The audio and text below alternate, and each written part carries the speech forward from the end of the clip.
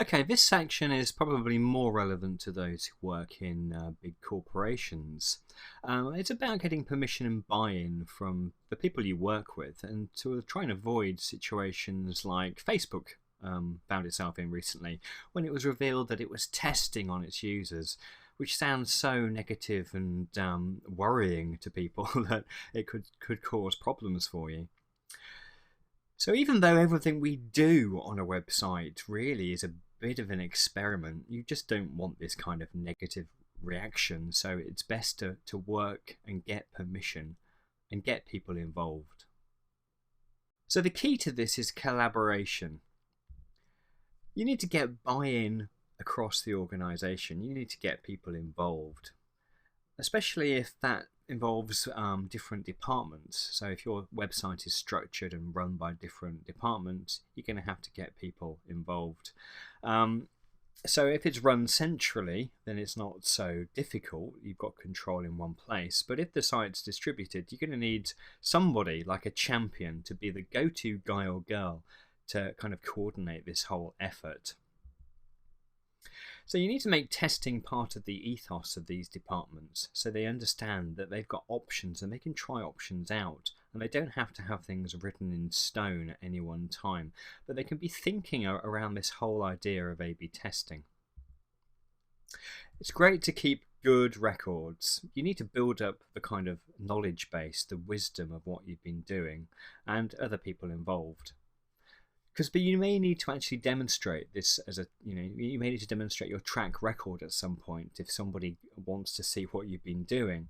And it's good for you also to have this record because it can help you establish patterns. You can see every step of the way, and you can see where you've been, where you've come from, and where you're going to. Now, you may run into people who are a bit wary about this whole idea of experimenting on people and experimenting and playing around with the corporate website. That's understandable, but you've got to kind of ease their fears by just telling them it's a short experiment to begin with and get the ball rolling. Once they see results, they may change their mind and feel a lot happier about the whole thing. It's hard to argue against empirical data, and you need to help them see the value of what you're trying to achieve and how it can actually benefit the website and benefit the users of the website and benefit them ultimately. You need to also, if you can, involve key stakeholders.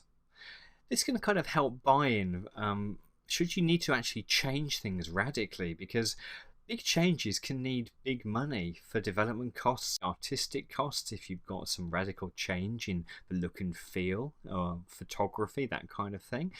You need to get the budget holders on your side because you may need them. You need to go gently.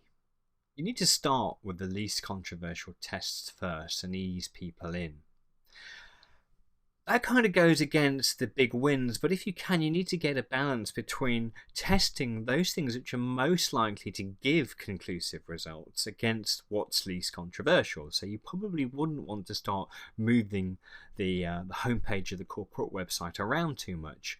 But this is where kind of copy changes do help things, and that could be important changes in the copy of information architecture or calls to action. Because if you can prove conclusive results, you're going to start getting a lot of people much more interested. And share those wins with the whole company. Run a blog and promote the results. Make sure everyone can see what's happening. Tweet it. Tweet the blog and help promote yourself. You're promoting this idea as well as yourself and trying to help the whole corporate website get better. If you can find information about what competitors might be doing in any testing they're running, it can be really helpful to show what these people are doing and what results they've had. And it might help encourage people, because the key stakeholders are often very interested in what competitors are doing and quite eager to emulate anything that's successful.